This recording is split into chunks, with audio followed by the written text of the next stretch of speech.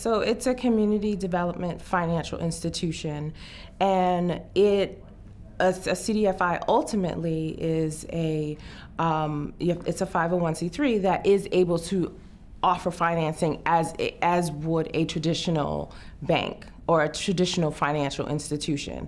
However, the target community would be community development, and under community development, that would be organizations that serve low, moderate income individuals. A CDFI is a community development financial institution.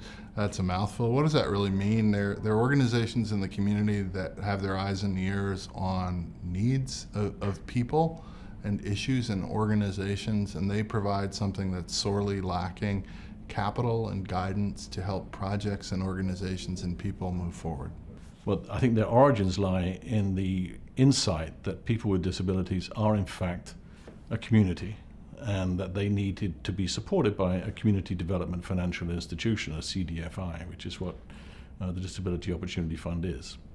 And that given that beginning sensibility, that beginning insight, and given the connection that certainly all of the senior people there have to a family with a disability or a family member with a disability themselves, they get it. And so many people don't get it, so no matter how much you try and explain. And it just starts things off on a really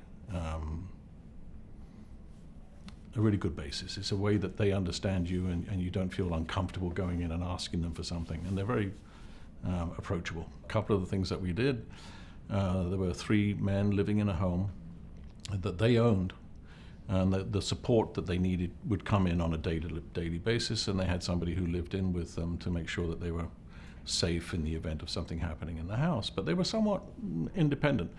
But their funding didn't allow for them to fix the house up. So the house was starting to deteriorate, and there was no public funding available to help them. So we explained the situation to a commercial bank, and they kind of just completely ignored us. And then we went to the Disability Opportunity Fund and said, look, we need to borrow a line of credit. These guys are going to take quite a long time to repay the loan, but they're good for it because they have this sort of system of benefits and payments and earnings that they had. And we were able to get it done. The last 50 years have seen a huge change in how we support people with developmental disabilities. It's only 45 years since Willowbrook, which was the sort of, if you like, the founding scandal in New York State to take people out of institutional settings and to help them to get into the community. And so we've come a huge way, but we've still got a long way to go.